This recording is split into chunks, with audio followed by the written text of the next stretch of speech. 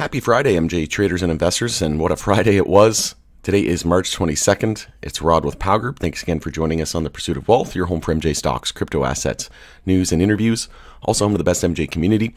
Going to discuss why Canopy Growth was up so much today. It was up at one point over 70%, and from the low of yesterday up over, I think, 86%. But I've been getting a ton of messages today and a ton of comments. Lots of people wondering why Canopy Growth was up so much today and not really seeing any love for the MSOs today.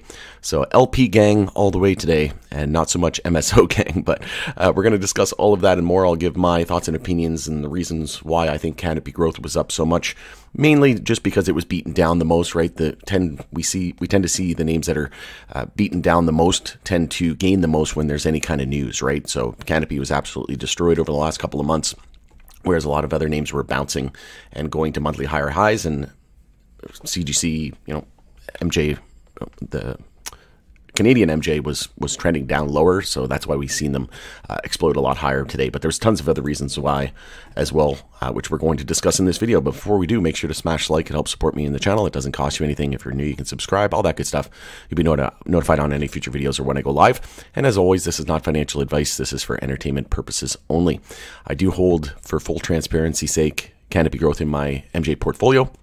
It's a small position. If you haven't seen my MJ portfolio 2024 update with percentages, you can check out that video. Also, you can follow us over on X, formerly Twitter. The handle for that is @GroupPow. Going to be using that as my platform of choice going forward. So obviously the big news of the day today was Germany recreational MJ was legalized. So the bill clears last hurdle and it's going to go through without delay. And this is obviously huge. It's going to be pillar one. It's going to be medical MJ, right? You're going to be able to possess it. And you're going to be able to have the clubs and whatnot, but it's just going to be the first pillar, right? And then second pillar is going to be for-profit, where we have, adult use sales and things like that, where we're really going to see the momentum pick up. But obviously this was a huge news, and it's going to benefit more of the Canadian companies, right? So the companies that stand to benefit are, Tilray, Curaleaf, there's Kronos, Organigram, SNDL, I believe, has EU GMP certification. We have Aurora, and we have Canopy Growth as well. And if you forget the article, I've already done videos on this, but a lot of people forgot about this or just didn't know.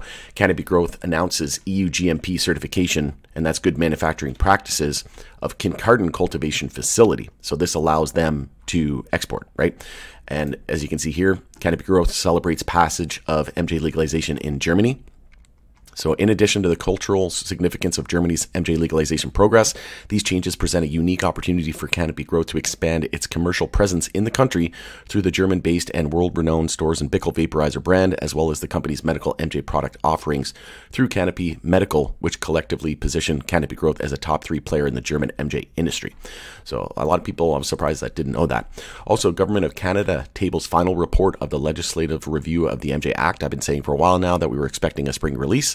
And it is spring, and it was just released. So, as we know, the federal budget's going to be announced on April 16th as well. I posted a video on that, and I said save the date because we could be switching to a % excise tax. I've heard, and then there was a video here with Erwin Simon, Tilray CEO. He discusses that as well, how that would add $70 to $80 million to their bottom line. So this is big. That would obviously be big for names like Canopy Growth as well. And we could see some more updates with regards to that on April 16th. So save that date when the budget comes out. And then there was an article here from Business of MJ. Canada publishes long-awaited report on MJ Act, and they recommend tax changes and direct-to-consumer sales for cultivators. So this is huge, and there's some key takeaways. Maybe I'll put this in the description as well for everybody to reference.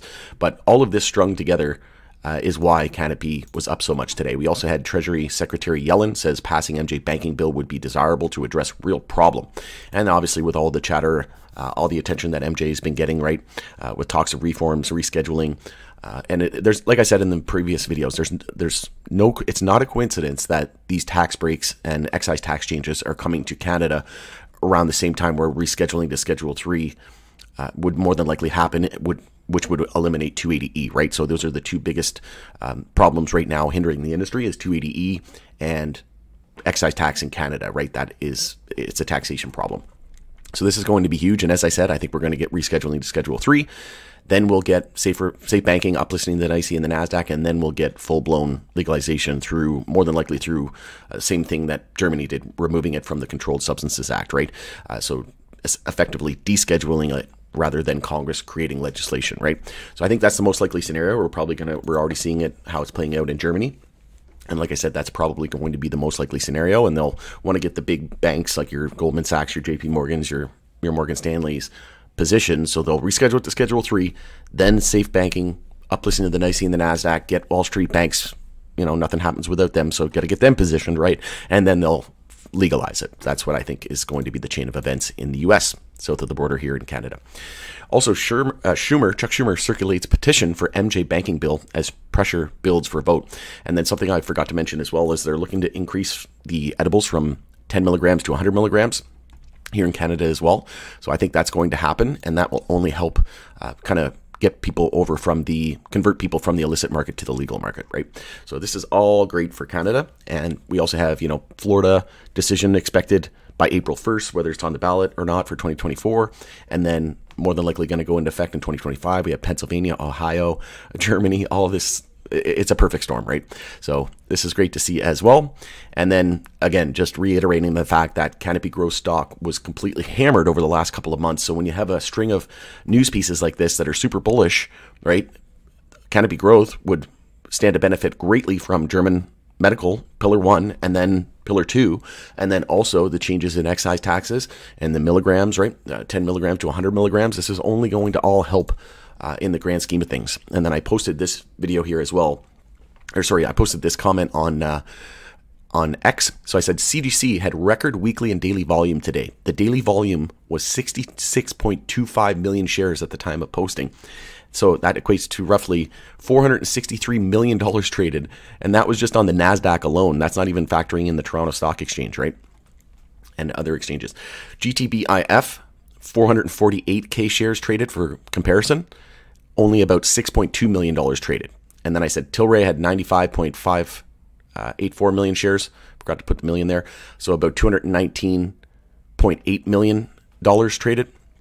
In March 2023, in one day, had about 2.2 billion traded on the NASDAQ. So that just goes to show you, right? Do you still think MSOs are the only ones worth owning? And right now, I mean, this is a good thing overall for the MSOs because, in the long term, they're going to be able to upgrade and uplist to the NYSE and the NASDAQ, right?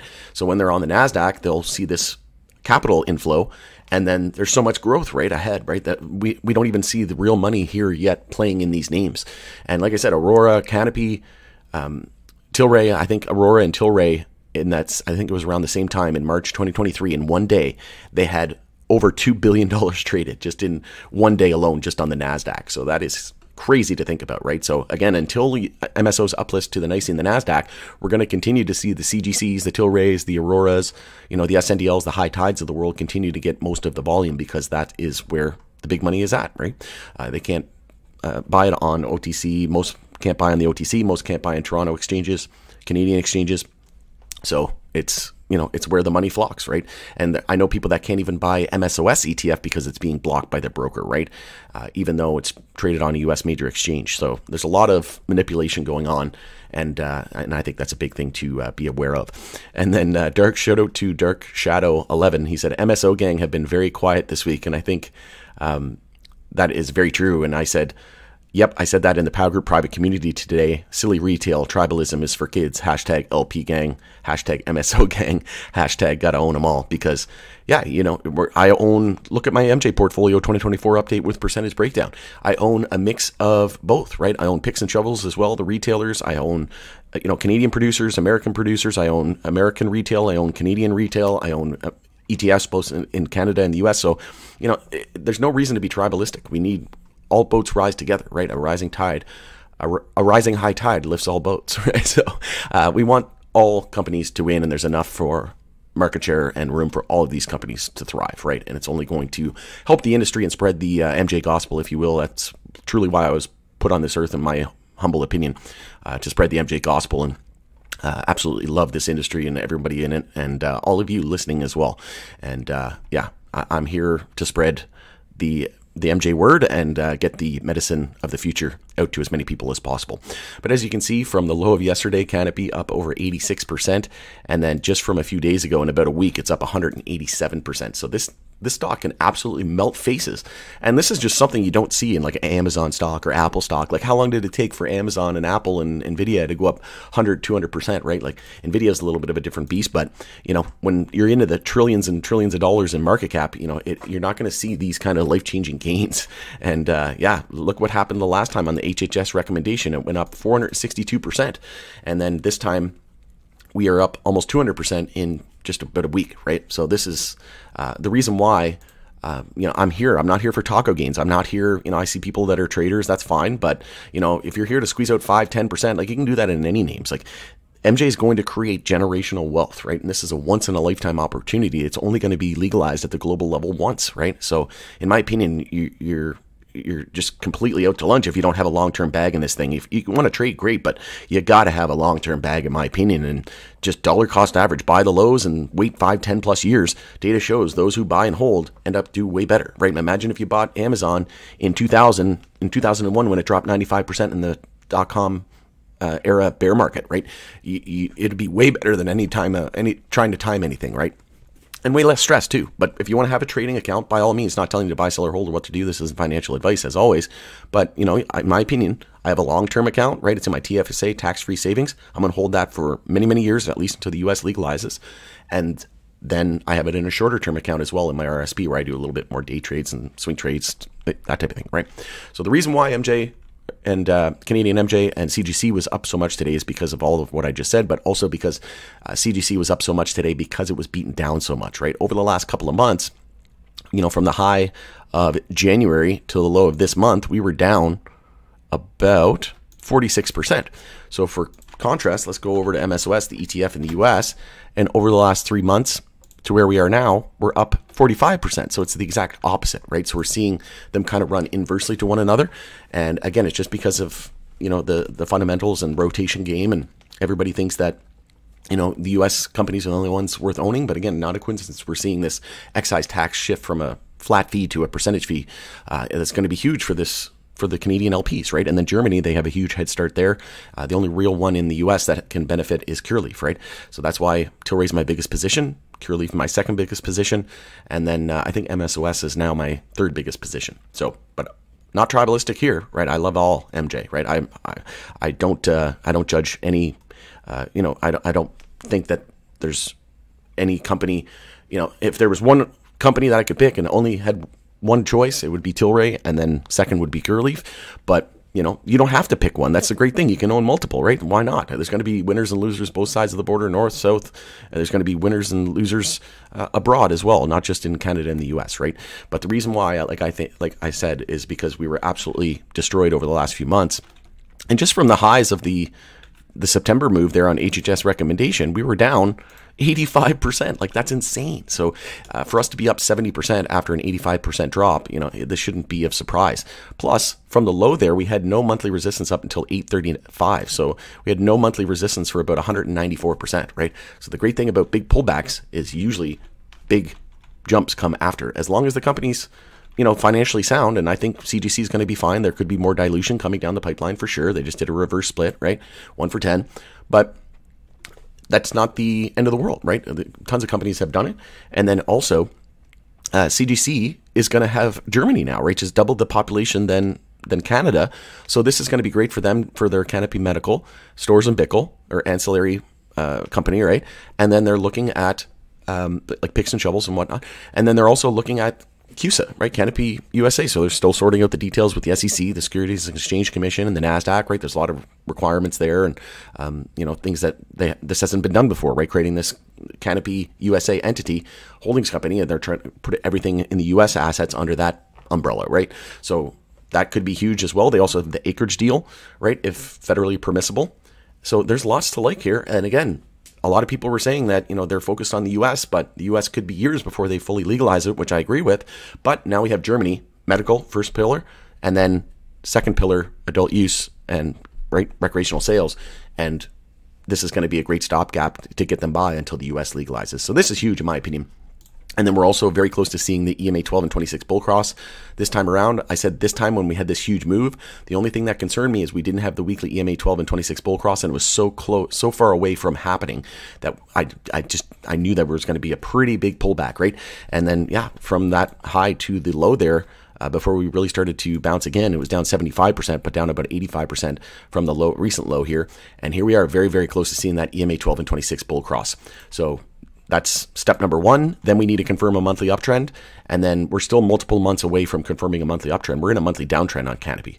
So a lot of names are in monthly uptrends. If you haven't seen this, you go to the community tab, scroll down, and I did a list of all MJ names in monthly uptrends. I said Cureleaf, AYR, Green Thumb, Trueleaf, MSOS, IIPR, Verano, TerraSend, C21, Grown Rogue, and Nova MJ, right? And then, yeah, CGC, we're at least 2 or 3 months away before confirming a monthly uptrend. I would say, yeah, probably 3 or 4.